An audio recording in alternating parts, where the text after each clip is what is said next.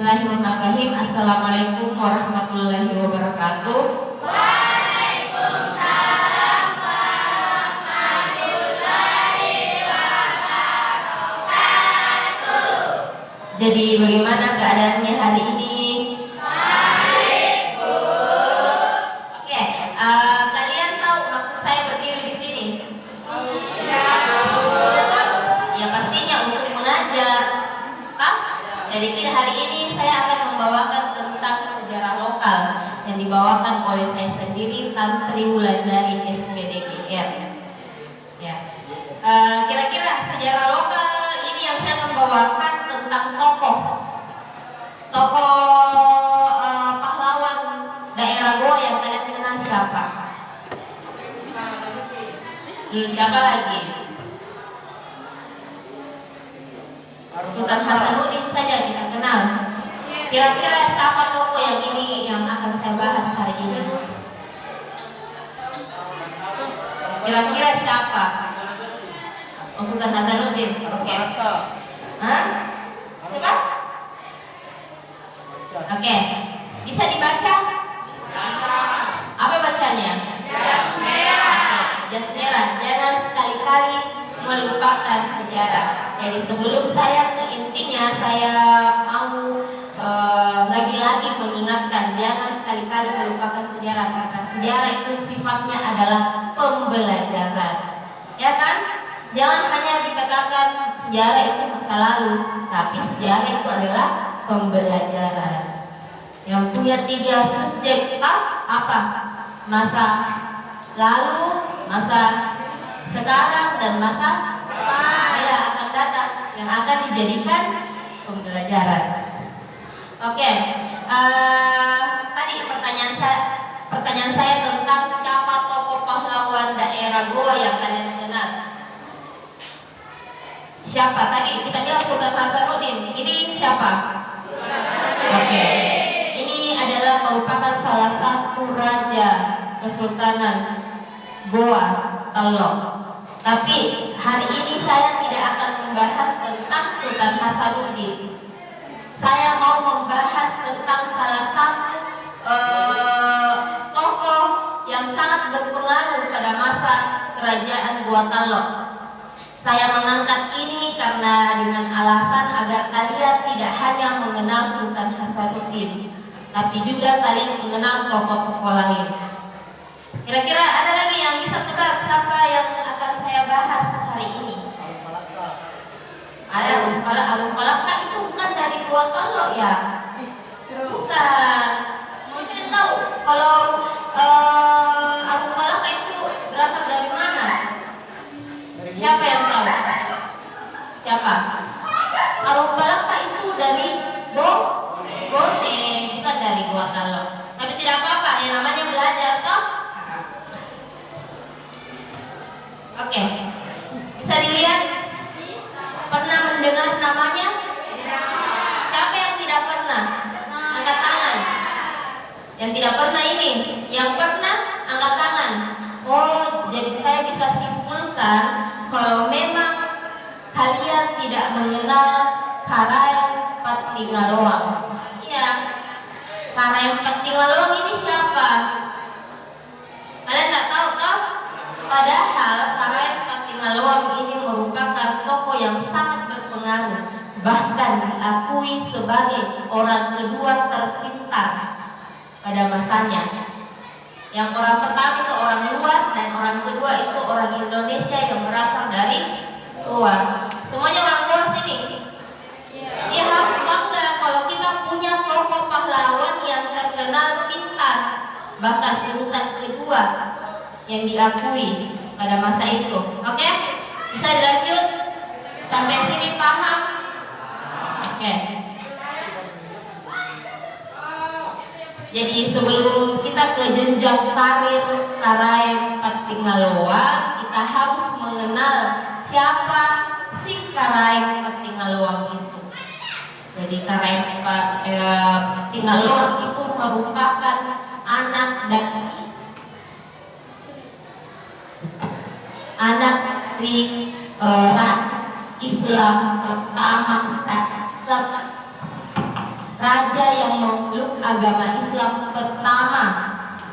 Bukan raja pertama, tapi raja Islam pertama di kerajaan Gorontalo yang bernama Sultan Abdullah Awalu, yang biasa dikenal dengan Karaeng.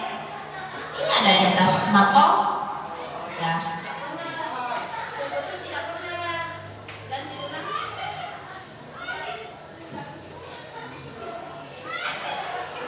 Betul-betul tidak pernah kenal ini Karaeng Patimaloang atau pernah dengar namanya?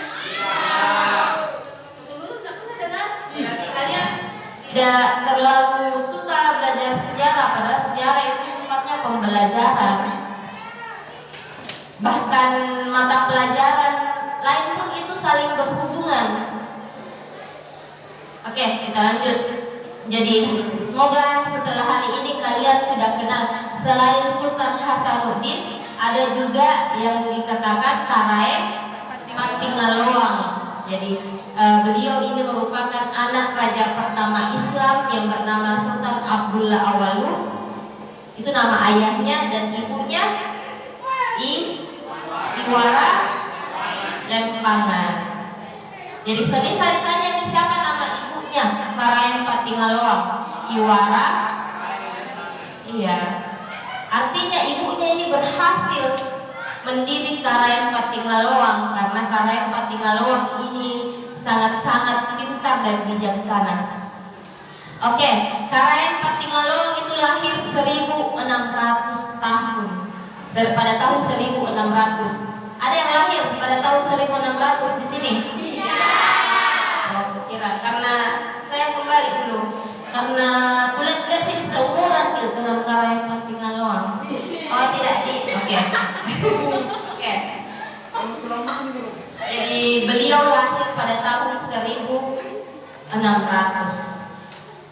Nah, yang mau dibahas intinya itu tentang Karaeng Patimaloang, itu tentang jejak karirnya. Sebenarnya saya mau membahas tentang banyak hal tentang Karaeng Patimaloang. Banyak hal tentang Karaeng Patimaloang. Jujur, saya juga baru saja membaca tentang Karaeng Patimaloang. Apalagi saya ini berasal dari Bugis. Bone, Bugis, saya dari Bone.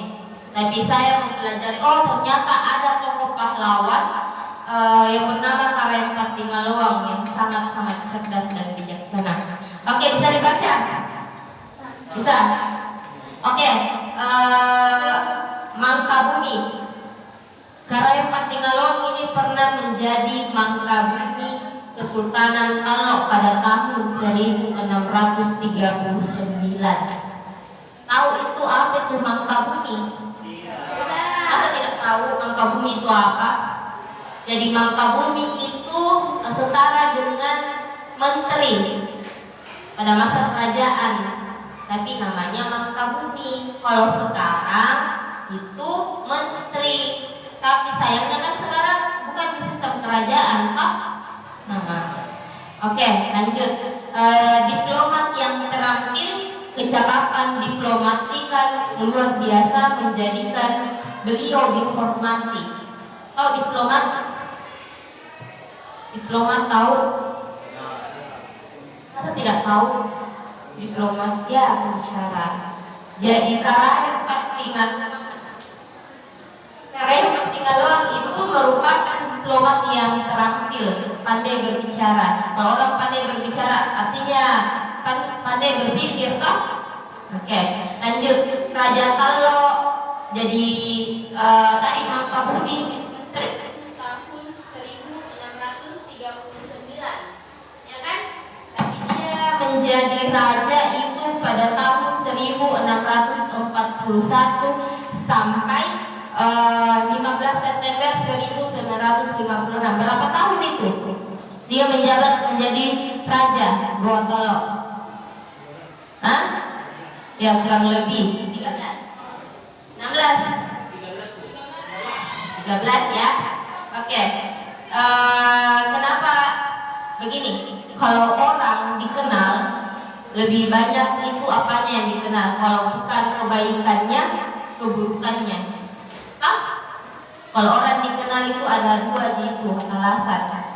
Ada kebaikan dan tapi Karaeng Patinggaluang ini dikenal karena kebaikannya kepada rakyatnya. Dia hanya memperhatikan atau memperdulikan tentang apa?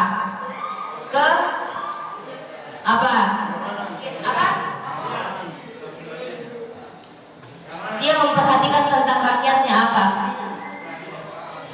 Kesejahteraan rakyatnya. Makanya beliau ini, Karaeng Patinggaluang ini sangat-sangat dikenal pada masa itu. Dan sedikit cerita juga, pada masa penjajahan Belanda, Karaeng Patinggaluang ini melakukan rapat atau berbicara kepada VOC untuk menandatangani sebuah kebijakan. Jikalau ditandatangani, pasti rakyat Goa pada saat itu sengsara. Tetapi Karaeng Patinggaluang tidak menerima perjanjian tersebut. Sampai sini. Oke, Bapak Karaeng Patinggaluang ini wafat pada tahun 1654. Tadi menjabat sampai tahun berapa? Iya, jadi dia itu berhenti menjadi raja itu ketika dia wafat. Oke, terima kasih untuk kerjasama dan partisipasinya. Semoga ada pembelajaran yang bisa diambil di Karaeng Patinggaluang ini. Apa yang bisa diambil? Apa yang bisa diambil? Ya, kebijaksanaannya, cara dia berbicara, cara dia memimpin, ya kan? Oke, mungkin cukup sampai hari ini. Semoga ada waktu lagi supaya kita bisa membahas tentang Karaeng Patinggaluang ini lebih banyak lagi. Terima kasih atas waktunya. Assalamualaikum warahmatullahi wabarakatuh.